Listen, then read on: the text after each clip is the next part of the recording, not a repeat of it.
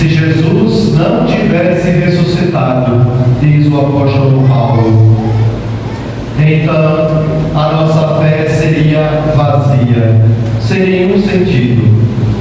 Poderíamos fazer qualquer coisa, porque amanhã tudo se acabaria, tudo se autodestruiria. Mas porque o Senhor ressuscitou, então a nossa vida adquire um novo sentido. Nós cristãos, marcados pela ressurreição do Senhor, não podemos viver como mortos, mas como vivos no Senhor. E como é que podemos viver no Senhor? Fugindo daquilo que é sinal de morte. E o que é que marca o nosso mundo de morte? O pecado. O pecado é exatamente aquilo que destrói a vida. Deus não criou a morte. A morte entrou no mundo em consequência do pecado. E até antes da morte de Jesus, a morte física tinha a última palavra. Mas Jesus quis assumir a nossa morte, quis morrer a nossa morte, para nos mostrar que aquela morte física não tinha mais a última palavra. Por quê? Porque Ele era a ressurreição e a vida. E quem nele acreditasse não morreria para sempre, porque Ele veio devolver aos filhos do Pai, nele, filhos do Filho, a condição das origens, de novo voltarmos para o Pai. Temos a graça de um dia contemplar a face do Pai.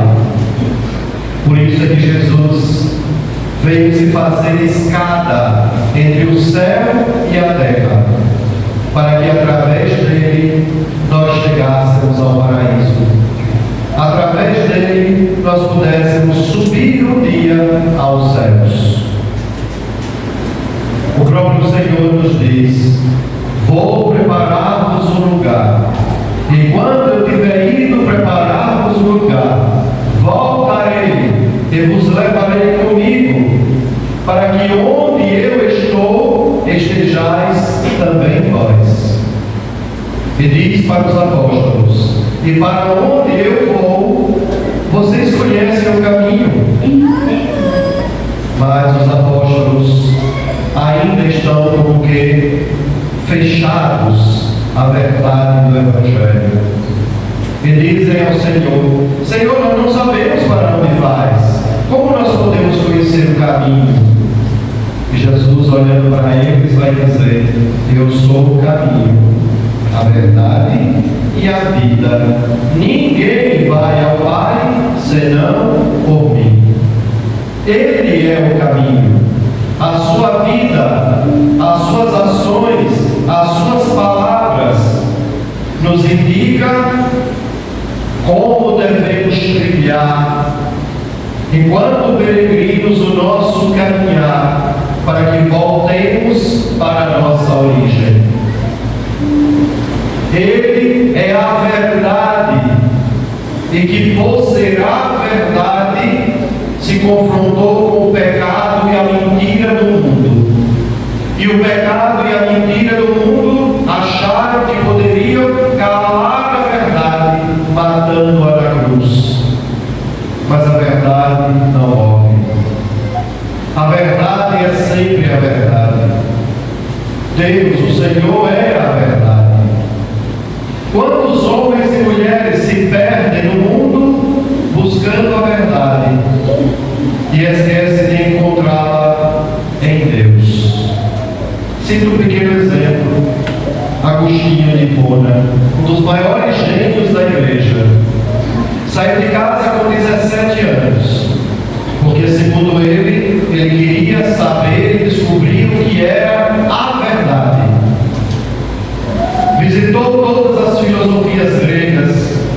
cultura romana, procurou pesquisar tudo o que era possível na matemática, na física e nas ciências para descobrir a verdade.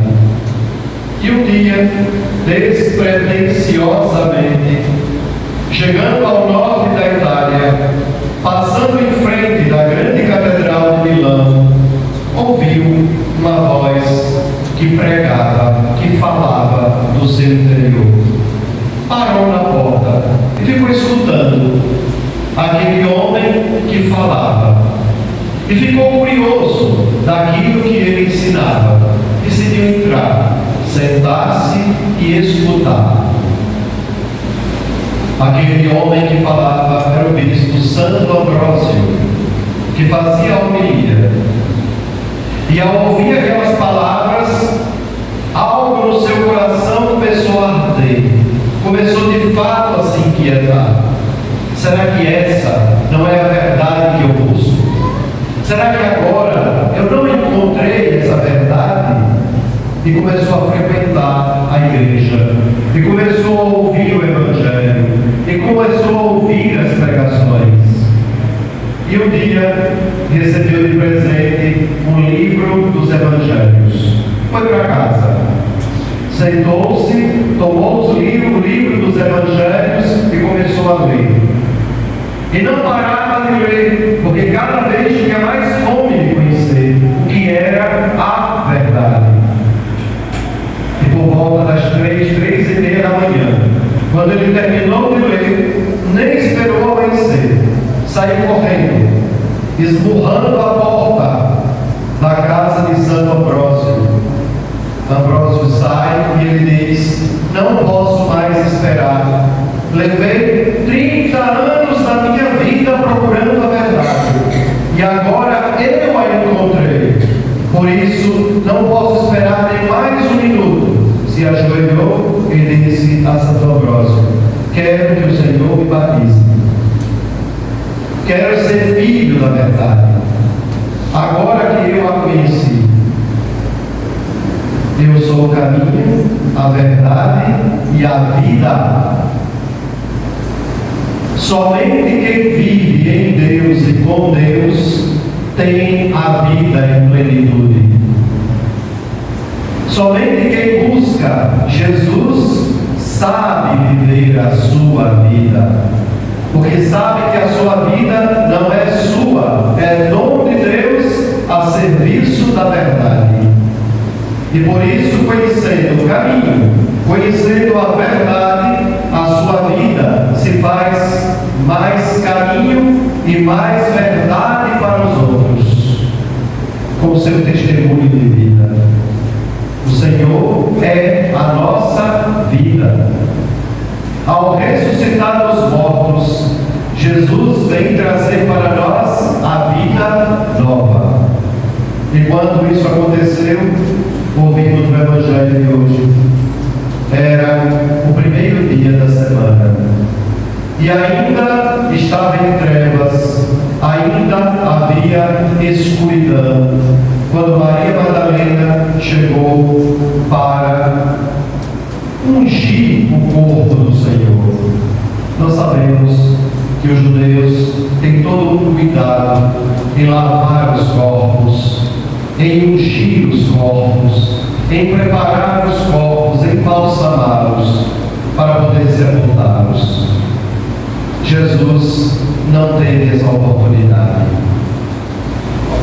Chagado, ensanguentado, o corpo completamente sujo de sangue e de terra, já que ele caiu 3 vezes por terra, tendo seu corpo descido da cruz, mas já era o final da tarde da sexta-feira.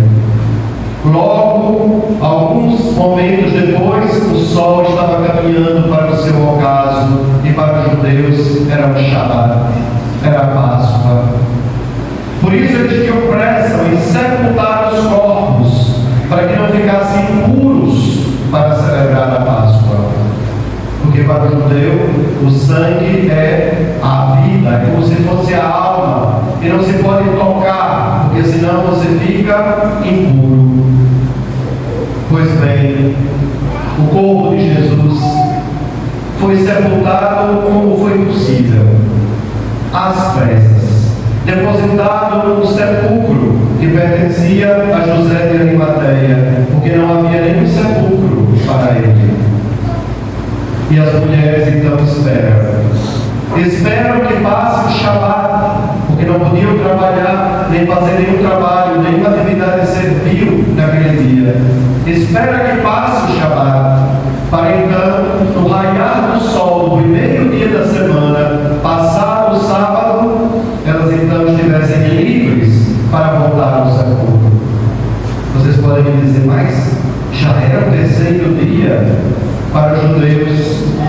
Até o terceiro dia, quando alguém era sepultado, a grande pedra que tapava a gruta que servia de túmulo ficava aberta, não era fechada. No caso de Jesus, ele não teve nem essa dignidade ou essa graça de que por 3 dias o túmulo ficasse aberto e os seus parentes e amigos o pranteassem, chorassem a sua morte. Ela foi fechada imediatamente. Os judeus esperavam 3 dias, chorando, se despedindo da morte do seu ente querido, porque eles acreditavam que nos 3 primeiros dias da morte, a alma daquele que morrera ainda estava ali, se despedindo do corpo, se despedindo dos seus, se despedindo da vida. E depois do terceiro dia, então, era necessário fechar a entrada do túmulo, não havia mais nada para fazer, o corpo já estava em decomposição. Lembrem-se da morte de Lázaro e da ressurreição de Lázaro. Quando Jesus chegou e mandou tirar a pedra, o que Marta disse, Senhor, já é o 4º dia, não se pode mais abrir o túmulo. O túmulo só fica aberto até o terceiro dia, porque no 4º dia já a matéria em decomposição já não pode-se mais deixar o túmulo aberto. Por isso, Maria Madalena vai às pressas. Ainda era o terceiro dia da morte do Senhor. Mas lembrem-se que o calendário e a maneira de contar os dias dos judeus não é como o nosso. Nosso dia tem 24 horas.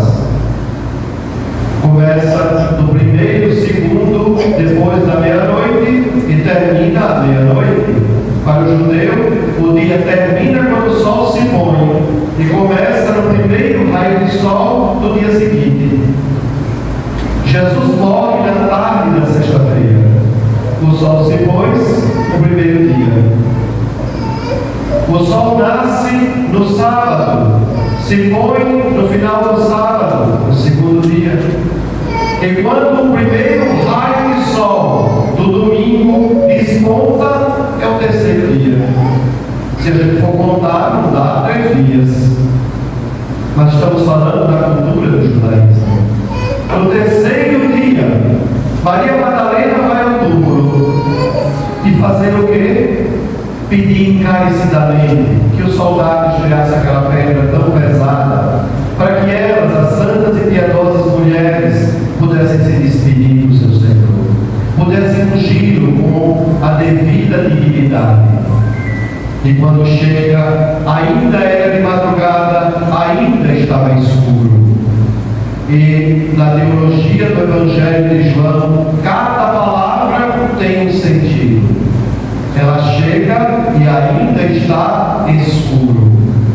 Até aquele momento, ela, os apóstolos e todos os seguidores de Jesus ainda não acreditam na possibilidade da ressurreição. Tanto é que eles vão ao túmulo, lugar de mortos, não lugar de vivo, lugar de cadáver, não lugar de vivo. E vão ao túmulo para quê? Para venerar um cadáver. Eles não acreditaram nas palavras do Senhor. Eu sou a ressurreição e a vida. Nem mesmo quando Jesus ressuscita Lázaro no 4º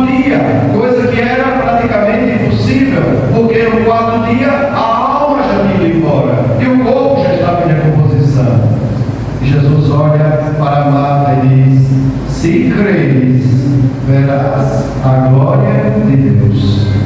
E a glória de Deus que se manifestou no escândalo da cruz, agora vai encontrar o seu ápice, o seu ponto mais alto, na glória da ressurreição.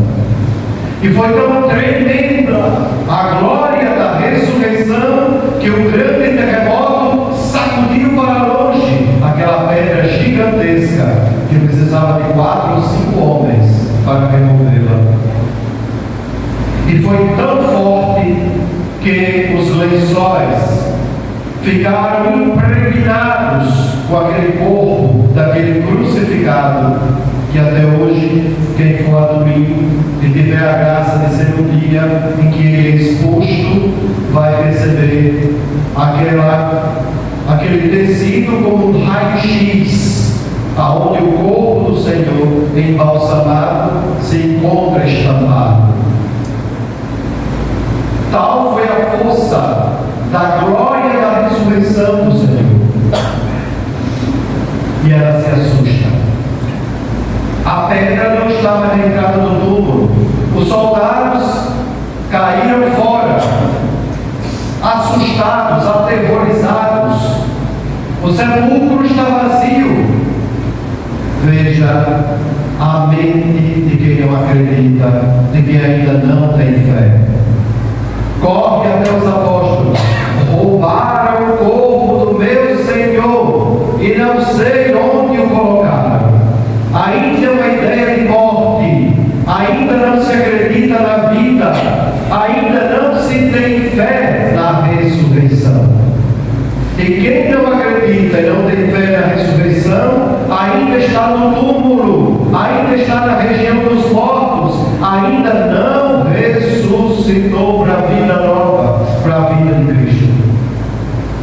Por isso, ela está desesperada. E quando os apóstolos ouvem, ficam atônitos. Correm 2 deles. É interessante que no Evangelho de João, ele não se nomeia. Ele diz o discípulo que Jesus amava. Não diz o nome dele. É um incógnito. O mais importante para ele não era o seu nome. O mais importante para ele era se sentir amado por Jesus. Para ele era o mais importante. Seu nome estava em segunda condição. Ele se sentia amado pelo Senhor. Correm os 2.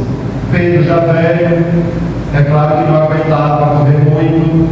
Do cenáculo até o Gólgota não é tão longe, mas para quem já estava um pouquinho avançado em idade, subindo uma montanha, já chega lá com a língua de fora.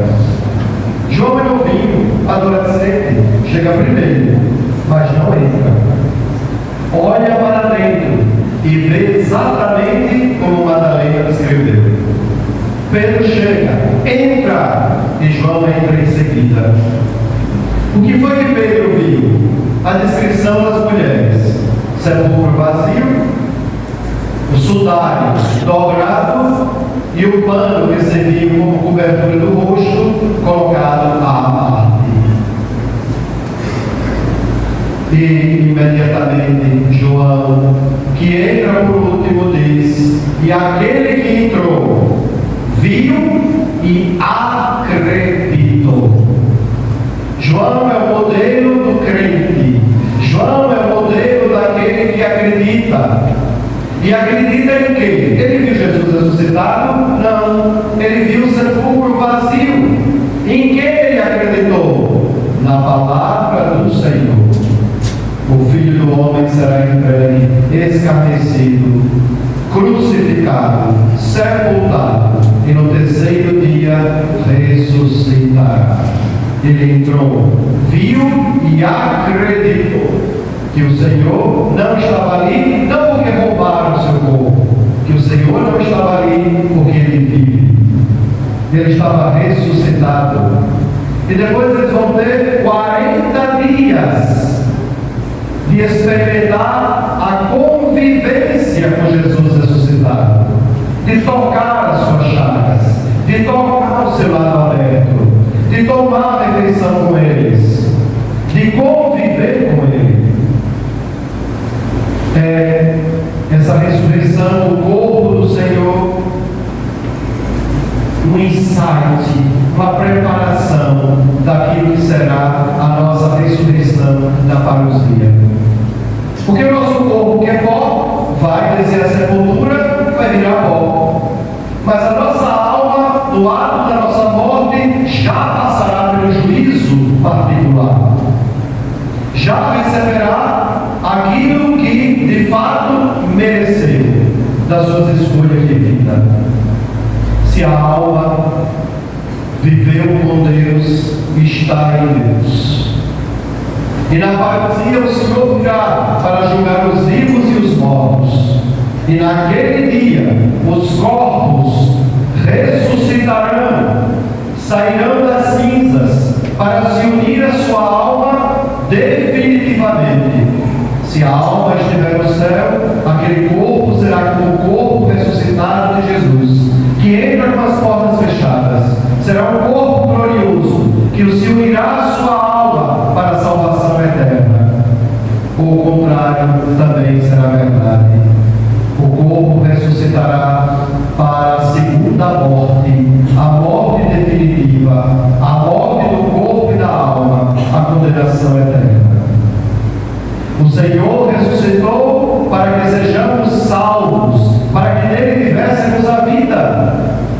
Por isso, meus queridos, não vivamos como mortos, não vivamos como quem não acredita, mas sejamos homens e mulheres de fé. Vamos passar por dificuldades? Vamos, mas com fé. Vamos passar por tribulações? Sim, mas com fé. Vamos sofrer dores? Sim, mas com fé. Vamos enfrentar adversidades neste mundo? Sim, mas com fé. Porque acreditamos que aqui não temos morada definitiva. E que a nossa morada definitiva é com Ele. E desfeito o nosso corpo aqui na terra, nos será dado um corpo glorioso no céu. Como o Senhor, que nos antecedeu nesse anelo, nesse desejo de salvação. Ele que é a salvação e a vida.